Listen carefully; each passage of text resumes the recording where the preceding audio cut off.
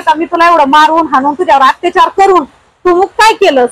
अरे पत्रकार साहेबांना सुद्धा तो नोटिसा पाठवतोय, चॅनलला बातमी लावू नका, तिची तुम्ही मदतच करू नका. जोपर्यंत मला न्याय मिळत नाही तोपर्यंत मी उपोषण करणारे. पोलीस प्रशासन जबाबदार राहणारे, आत्मदहन करणारे, कारण आत्महत्येशिवाय माझ्याकडे दुसरा काही पर्यायच नाही.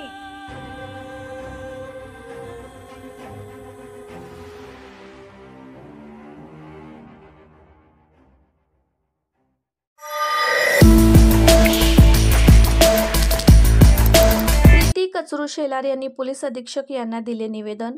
राजेंद्र शामराव साळवे, राहणार भानशिवरा, तालुका नेवासा, जिल्हा अहमदनगर. राजेंद्र शामराव साळवे यांनी छेडछाड व मारहाण केली. त्यांच्यावर नेवासा पोलीस स्टेशन येथे गुन्हा दाखल असून सुद्धा आरोपी मोकाट फिरत आहे. पोलीस प्रशासन त्यांच्यावर का कारवाई करत नाही? पत्रकार हा चौथा स्तंभ आहे. पत्रकाराला पण नोटीसद्वारा धमकवण्याचे काम सुरू आहे.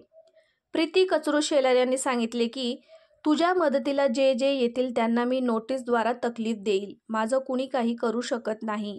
माझे हात वरतीपर्यंत आहे. पोलीस माझं काही करू शकत नाही. तुला कुठं जायचे तिथे जा.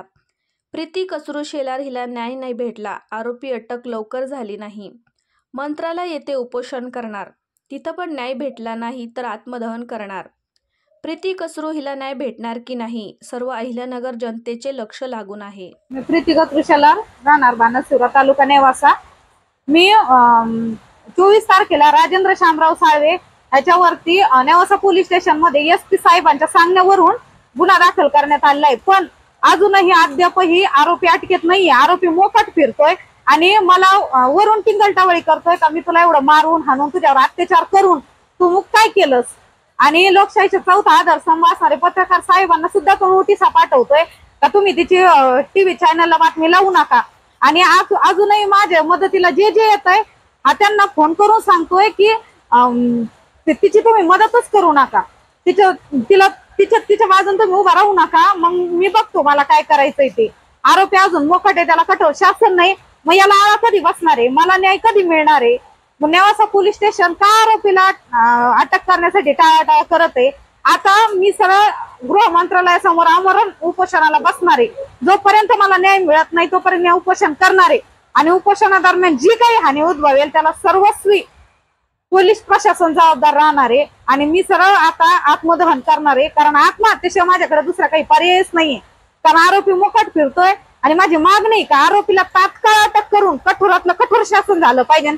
त्याच्याशिवाय मला न्याय भेटणार नाही. कारण मी असुरक्षित आहे. माझ्या घरात राहणारी माझी आई, माझे दोन्ही मुलं, आमच्या सगळ्यांच्या जीवाला धोका आहे. धमक्या आम्हाला चालू आहेत, आमची टिंगलटावळी चालू आहे. मग मला न्याय कधी? आणि उद्या जर माझं काही बरं वाईट झालं मग त्याच्यानंतर काय? म्हणून मी सरळ आता आमरण उपोषणाला बसणार आहे गृह मंत्रालयासमोर. कारण माझ्या समोर आता काहीच पर्याय उरलेला नाही. मी असा आहे, महिला आहे, मी कुठं जाऊ कुठं? तर नेवासा पोलीस स्टेशन आरोपीला अटक करण्यासाठी टाळाटाळ का करत आहे याचं गूढ मला समजायला पाहिजे. कारण माझ्यावरती एवढा अन्याय होऊन सुद्धा आरोपी अटकेत का नाहीये?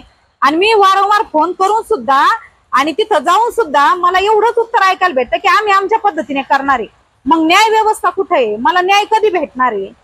माझ्या समोर आता आत्महत्येशिवाय पर्यायच उरलेला नाहीये. मी सरळ आत्महत्या करणार आणि त्याची सर्वस्वी जबाबदारी पोलीस प्रशासनाची राहणार. बस. आज मी SP साहेबांकडे आलेली आहे, त्यांना निवेदन सुद्धा दिलेलं आहे.